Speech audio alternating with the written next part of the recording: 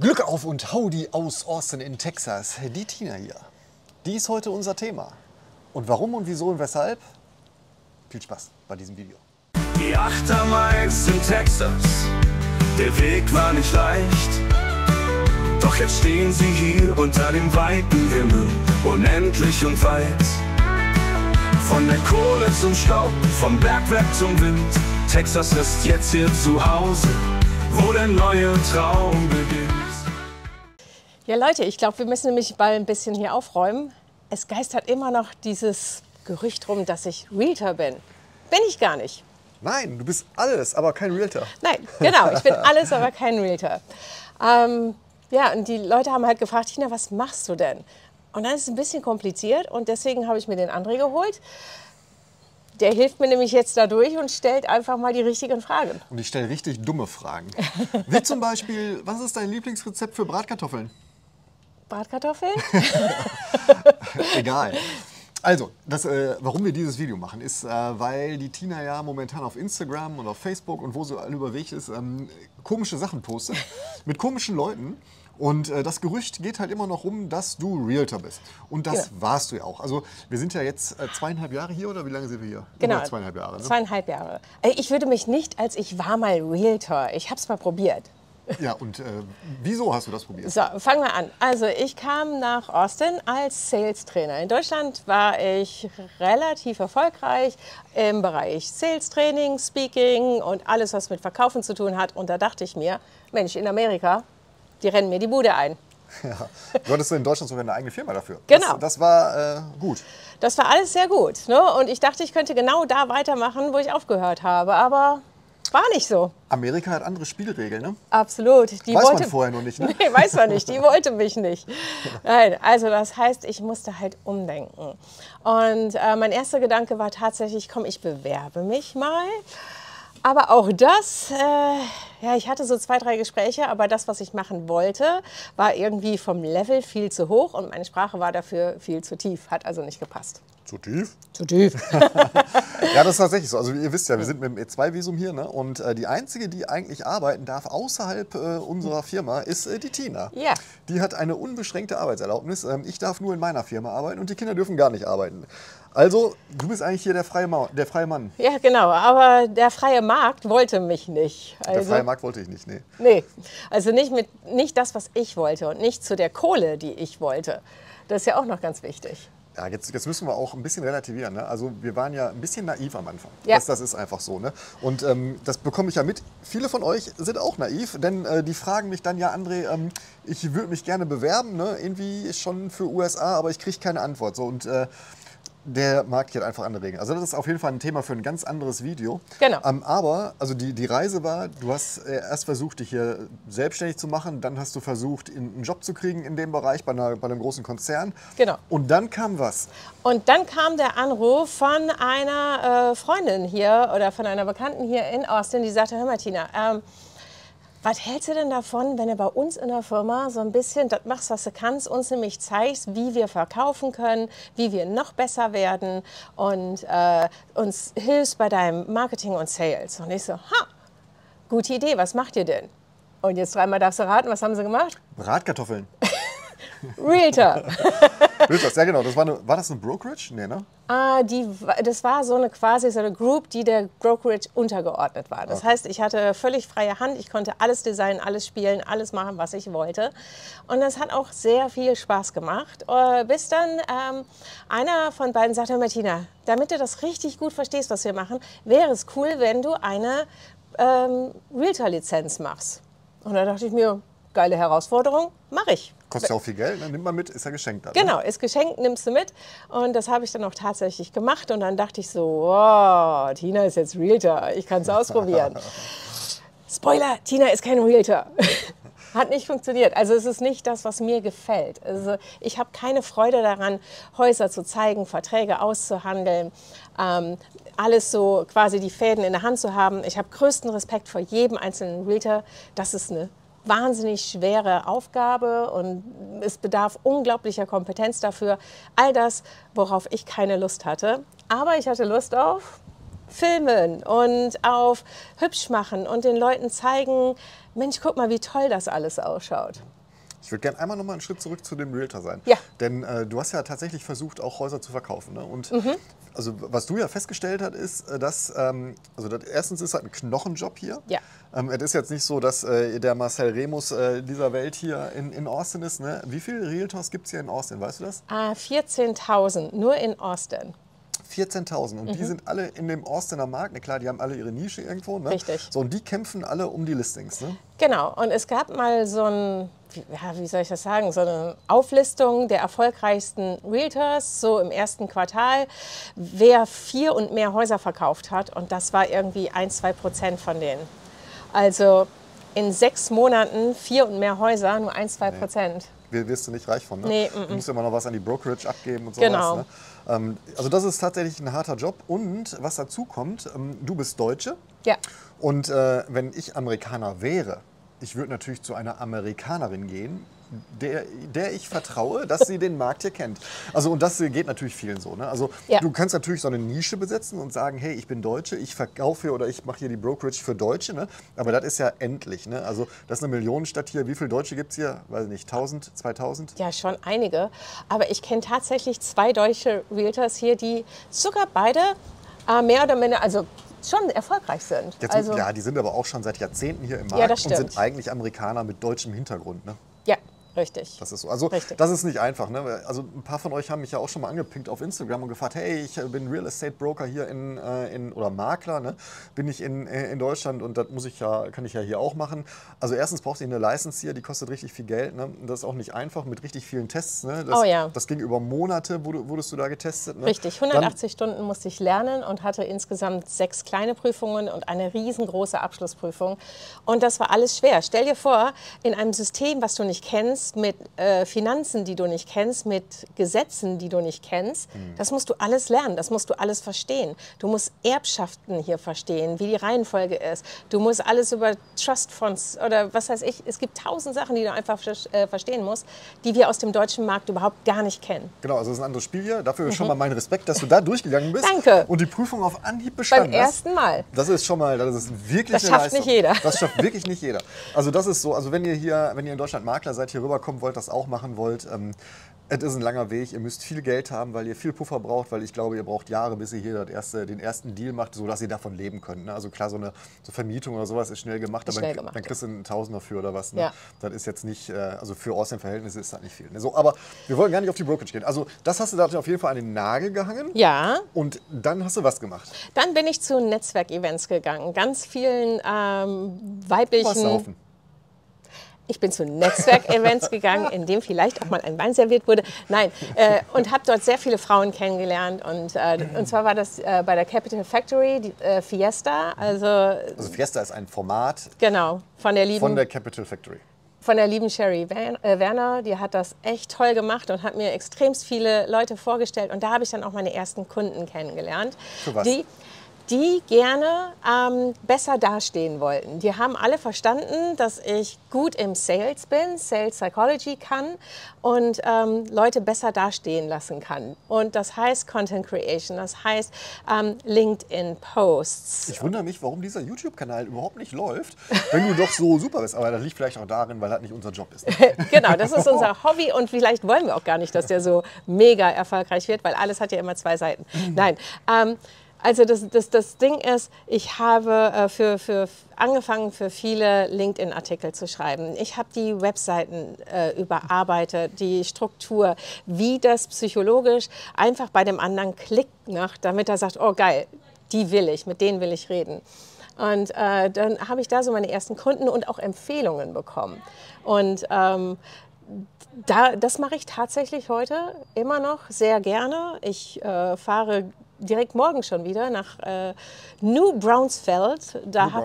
New Braunfels. Genau, da habe ich einen Kunden, für den drehe ich, der ist 60 Jahre und für den drehe ich TikToks, Reels, Facebook Reels und das macht so viel Spaß. Also ich schreibe all den Content, was er sagen soll.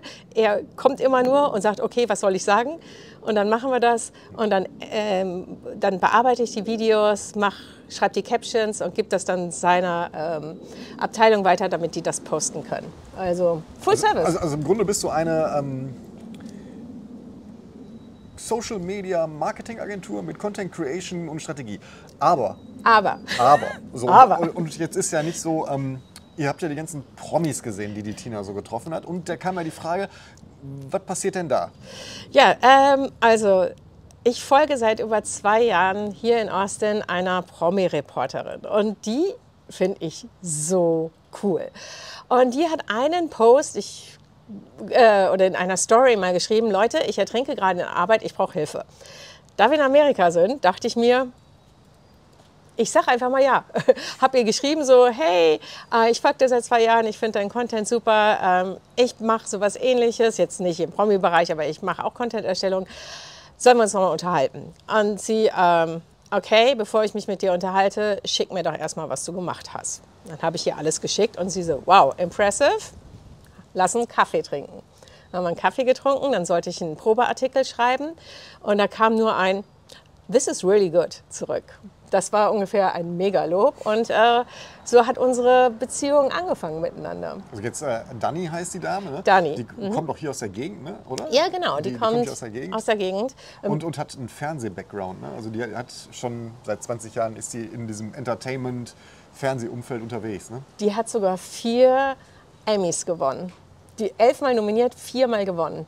Das ist echt, also das ist jetzt nicht irgendwer. Das ist, aber die ist schon älter als wir, oder? Die ist ein bisschen älter als wir. Also die ist über 30. Die ist über 30, ja. Genau.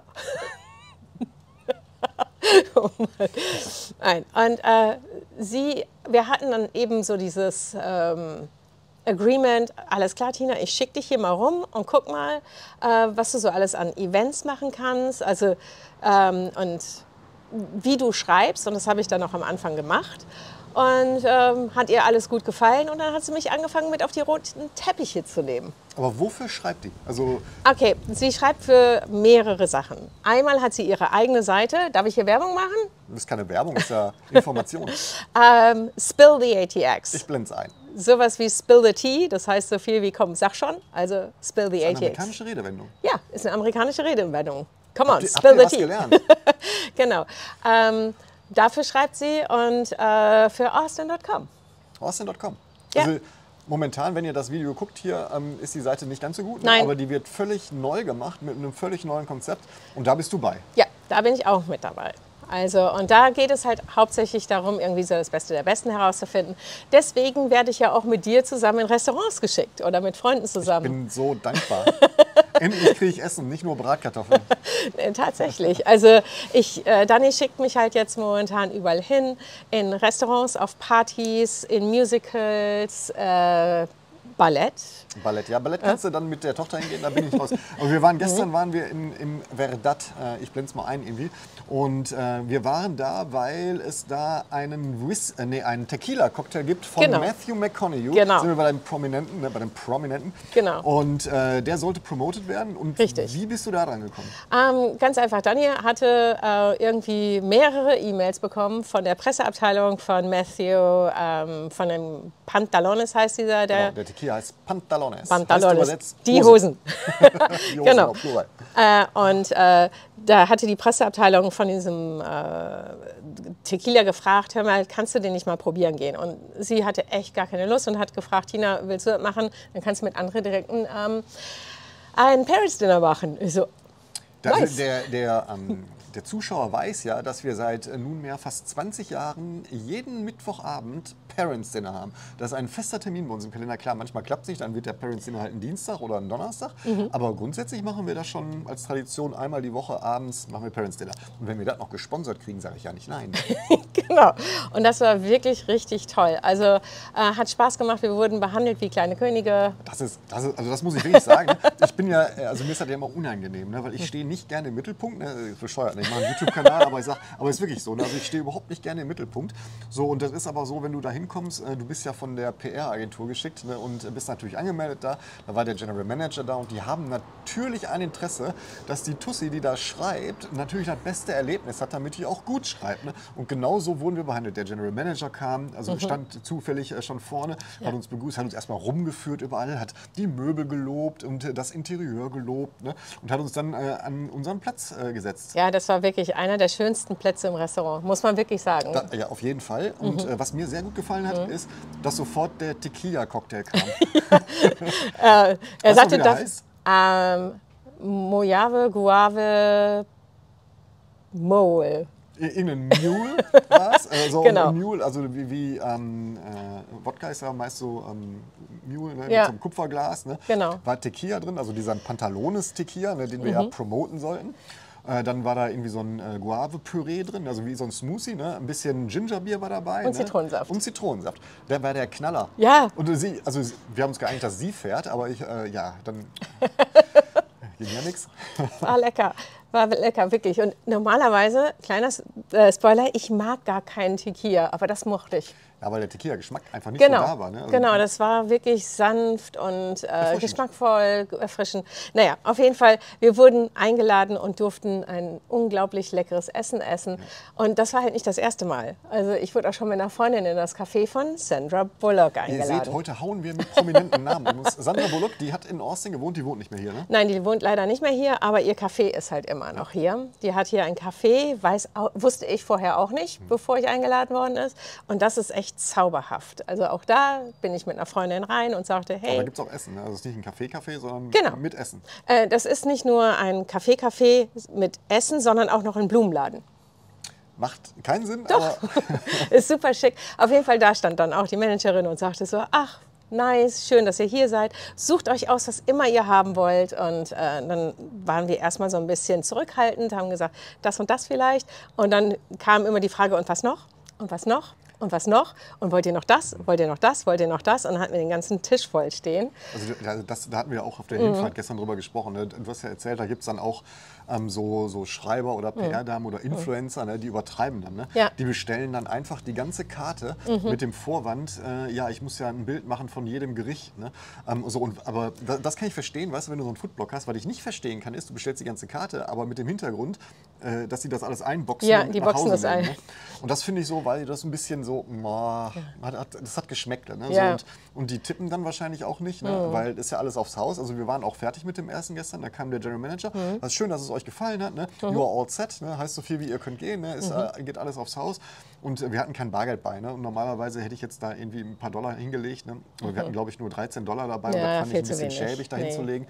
Darum haben wir ihn gefragt, ob er nicht eine Rechnung für $1 stellen kann, damit wir mit der Kreditkarte tippen können. Und dann haben wir $50 Trinkgeld gegeben. Ich meine, da war die Kellnerin, die hat sich den ganzen Abend um uns gekümmert. Ne? Ja. Und die kann ja nichts dafür, dass wir eingeladen sind. Ne? Also die Richtig. verdient aber nur durchs Tippen. Ne? Und ich bin mir sicher, der General Manager wird ihr nicht irgendwie was dafür geben. Ne? Richtig. Also haben wir $50 getippt. Ne? Und ich glaube, das war Und angemessen. Es war angemessen. Das Essen, ich weiß nicht, was die Rechnung gewesen wäre, sehr, Was haben wir sehr hoch. ausgerechnet? Also ich würde mal sagen, wir waren so über $200 Ja. ne, für 2 Personen mit den Cocktails. Also ich weiß, der Cocktail kostet eben $15 bis $18. Ja. Ne? Da haben wir 2 Stück von getrunken. Ja. Dann hast du noch ein Glas Wein getrunken. Ja. Ne? Ich habe hinterher noch den Kaffee gehabt. Richtig. Dann hatten wir Vorspeise, Nachspeise und Hauptspeise. Also wir sind weit über $200. Und wir haben noch Geschenke bekommen. Oh ja, das stimmt. Wir haben noch die Süßigkeiten als Geschenk bekommen, um die mit nach Hause zu nehmen. Also, Wenn die bis Weihnachten halten, verlose ich die in unserem weihnachtlichen Quiz. nee. das schaffen Halten die sie nicht, nicht, ne? schaffen die nicht. Naja, okay, also das war jetzt zum Thema Restaurantbesuch. Dann wurden wir eingeladen zu wilden Partys. Während South by Southwest durften wir irgendwie bei einem Drink Lounge mit dabei Oh ja, sein. ja, stimmt. Nee, das war nicht bei South by Southwest. Doch, das war im Rahmen von South by War das nicht Southwest. vorher? Ganz kurz, vielleicht einen Abend vorher. Stimmt, da Aber gab es so einen war das ein Energy-Drink oder was war das? Bloom. Aber der Energy-Drink, der wurde immer angereichert mit Alkohol. Ne? Ja, immer mit Tequila. Und ich bin ja immer sehr, eigentlich mag ich sowas nicht, ne? Aber das ist eine Show, das war wirklich interessant, weil da waren nur Influencer, die ganzen Instagram-Uschis dieser Welt waren da. War natürlich schön anzusehen, ne? Die sehen ja auch nicht schlecht aus. So, und die ganze Zeit immer nur so. Ich sag, alter Schwede. Ja, habe ich mir einen gegönnt. Ja. War ja auch kostenlos. Und nachher auch so gemacht. Aber davon gesprochen, ich wurde ins Barbie-Haus hier in Austin eingeladen. Ich durfte, bevor das eröffnet, durfte ich mir ein Bild darüber machen. Barbie-Haus musst du erklären, das versteht halt keiner. Okay, also Barbie, jeder von euch kennt Barbie. Barbie hat ein Café. Weil Barbie Und ein kann, Ken. Und ein Ken. Und Barbie kann ja alles machen, was sie will. Kein Penis. Hat er nicht. Okay, aber Barbie hat ein Café und dieses Café, das tourt durch Amerika gerade. Es war jetzt in Austin halt oder ist noch in Austin und da ist ganz normales Kaffee, du kannst leckere Drinks, Burger, alles essen und trinken, was du willst. Und die haben eine Rollschuhbahn draußen. Das ist so ein bisschen das Highlight. Und alles ist mega auf Influencer-Fotos aus. Ne? Also total Instagram-likely. Und du kannst dir da immer einen Spot buchen für 90 Minuten, zahlst, keine Ahnung, $25, davon hast du einen $10 Gutschein fürs Trinken drin. Und darfst dann deine Fotos du machen. Das ist ein Pop-Up-Store, das ist eigentlich schön anzusehen. Das Super. ist für dieses, wie heißt das, Takeru Mucho? Takeru Mucho. Takeru Mucho ist auch so eine Margarita-Bar, ist komplett in rosa gehalten. Gibt es das eigentlich noch hier? Oh ja. Gibt's, also das war mal ein Gerücht, dass sie das jetzt zumachen, ne? Aber da gehst du eigentlich auch nicht hin, weil das Essen so gut ist, sondern weil du da tolle Fotos machen kannst, das nett aussieht. Ne? Und weil die den Anti-Bitch-Juice haben. Wir schweifen ab. Wir schweifen ab. Also, was ich sagen wollte, ich darf halt über Lifestyle hier in Austin schreiben und eben auch jetzt Promis. über Promis sehen. Hulk Hogan. Hulk Hogan habe ich getroffen. Der war jetzt nicht im Rahmen deiner Show, aber du hast halt genommen im Rahmen der Show. Also da Genau. konnte jeder hin, ne? Da konnte jeder hin, ja. Und ich wurde halt trotzdem dahin geschickt, weil sie sagte, ja geil, mach mal, geh da mal hin, wenn du sowieso schon mal unterwegs bist. Der hat hier sein neues Bier vorgestellt. Real American Beer. Ja, ich trinke kein Bier. Das ist wie gefärbtes Wasser. Ich trinke das nicht. Naja, auf jeden Fall hat er sein Bier vorgestellt. Und ja, was habe ich erwartet? Hulk Hogan. Ich bin halt nicht so ein Fan wie die ganzen Männer wahrscheinlich von früher. Naja. Ich weiß, dass er halt zu der Weißt Kindheit du, wie alt dazu... ich da war? Ja, da waren wir Kinder. Ja, das klar. I know. Also ich bin dahin, habe mich in die Schlange gestellt, dann wurde ich in diesen Raum reingelassen und was soll ich sagen, er war super charmant. Was für ein netter Mensch, muss man wirklich 71 sagen. ist der, ne? Ich weiß nicht, wie alt er ist. Der Der ist sieht auf 71? jeden Fall sehr, sehr alt aus. Ja, aber ist immer noch Kante, ne? Immer noch kannte, aber wie ich sagte, mega charmant, sagte, hallo hübsche Dame, wer bist du, woher kommst Siehst du? du, blind ist er auch. Where in Germany? Dann habe ich gesagt, dass ich aus Deutschland komme. Und er so, oh, Hamburg, meine Perle. Und ich so, ach mein Gott, du magst Hamburg. Und dann haben wir uns tatsächlich darüber unterhalten. Er hat sich wirklich ein bisschen Zeit genommen, haben ein paar schöne Fotos gemacht und dann durfte ich wieder gehen. Aber um in die Schlange zu kommen, musstest du ein 12er-Pack Bier kaufen, ne? Ja. Darum haben wir jetzt ein 12er-Pack Bier, Real American Beer, mit, aber Autogramm, ne? Mit Autogramm, genau. Vielleicht verlose ich das ja, das Autogramm von Hulk Hogan beim nächsten Weihnachtsquiz. Ja, das können wir gerne machen. Das können wir wirklich gerne machen. Okay, wen habe ich noch getroffen? Du warst ja bei diesem South by Southwest Interview-Ding da auf dem roten Teppich. Genau, ich war auf dem roten Teppich und da habe ich Elijah Wood getroffen. Wer ihn nicht kennt, Das ist der Hobbit. der kleine Hobbit. Der kleine Hobbit. auch groß, Und er ist auch klein. Er ist wirklich Aber der wohnt klein. hier, ne? Der wohnt in Austin, genau. Oder wohnt er in Austin. Ich glaube, der ist auch weggezogen. Aber der ist auch Der super wohnt in nett. San Antonio. Ah, nee, das war Dean. Das war die. Alter, das geht Nee, doch aber der nicht. wohnt in Austin. Also super, super nett, der Kurze, wollte ich sagen. Der hat wirklich Zeit mit uns verbracht. Ich stand direkt neben Dani. Also roter Teppich ist total spannend, da mal dran zu stehen. Also Was war denn deine Aufgabe da? zu lernen. Zu lernen und mit eigentlich- den Stars. Also ihr habt so eine Videoserie gedreht mit Fragen, ne? Also Texas This or That. das oder das, genau. Genau, Texas This or That. Also da standen wir quasi vor Elijah Wood und haben gefragt, hör mal, Tacos oder Queso? Sandra Bullock oder Renee Zellweger. Und da musste er die Fragen beantworten. Und das war super spaßig. Wir haben auch alle mitgemacht. Da Wir gab es haben keinen, alle der mitgemacht. pampig war, ne? Nein, überhaupt nicht. Wer war noch da hier? Der von Gilmore Girls, der Dean? Der ich weiß nicht, wie Dean. der in echt heißt. Jared. Jared. Den Nachnamen kriege ich nicht ausgesprochen, aber ich weiß, dass er zum Beispiel auch bei Supernatural mitgespielt hat, die Hauptrolle da. Den haben wir interviewt und mit dem habe ich sogar Fotos gemacht. Mit dem habe ich mich sogar privat ein bisschen unterhalten und habe gesagt so, hey, meine Tochter, die mag dich total gerne, so gerade in der Rolle von Dean. Und er so, oh mein Gott, bitte grüß mir deine Tochter. Und dann haben wir uns ein bisschen über College unterhalten und er sagte wirklich, grüß mir die Tochter, wie toll, die wird ihren Weg schon gehen. Also super nett. Die sind halt auch Kommunikationsprofis. Ne? Apropos Gilmore Girls, ne? Alexis Bledel, also Rory Gilmore, wohnt da. Ja, genau, die wohnt hier bei uns irgendwo im Hat Stadtviertel. einen 10-jährigen Jungen. Genau. Auch das finde ich super spannend. Die würde ich tatsächlich gerne mal offiziell treffen. Du meinst nicht nur mit dem Kinderwagen, nicht nur beim AGB? Oder? Nicht nur beim AGB. Nein, die würde ich gerne. Spielen Sie Siedler von Katan? Genau. Aber dann ist die Freundschaft auch vorbei direkt. Ja, der. Also wer Rory Gilmore nicht kennt, die spielt auch in Handmaid's Tale eine große Rolle. Also Alexis Bledel. Die spielt in Handmaid's Tale. Gut. Ja, aber wen habe ich noch getroffen? Können wir auch einblenden hier, die von Fast and Furious, die Michelle Rodriguez. Michelle Rodriguez. Ja. Die war überraschend mega cool. Also eine taffe, saucoole Frau, die aber auch für jedes Späßchen zu haben war. Also das habe ich wirklich gelernt. Die ganzen Promis hier, während ich in Deutschland war, das war dann immer so, oh, Promis. Und hier so, oh nice, das sind nette Leute, die einfach Spaß haben. Also du warst ja auch in Deutschland noch nie so nah an so einem Geschehen. Ne? Nee. Im Grunde ist es eine große Show. Das ist so, ne? Und du bist Teil der Show und du promotest die Show. Von daher gesehen bist du, glaube ich, ganz gern gesehen. Da. Ja, genau. Also das stimmt schon. Also die Reporter hier, die sind super gern gesehen. Aber das wollte ich gerade noch erzählen, so ein roter Teppich, wie der organisiert ist. Also nämlich hatte ich keine Ahnung. Ich dachte, die prügeln sich dann da alle. Nee, eine Stunde bevor der rote Teppich losgeht, wird die Presse erwartet. Und da stehen auf dem Boden tatsächlich die Namen, wo du zu stehen hast. Und die kennen sich auch alle untereinander. Also ich habe mich mit denen von Fox News unterhalten oder von, keine Ahnung, von so vielen auch Promi-Klatsch-Magazinen, People Magazine oder so.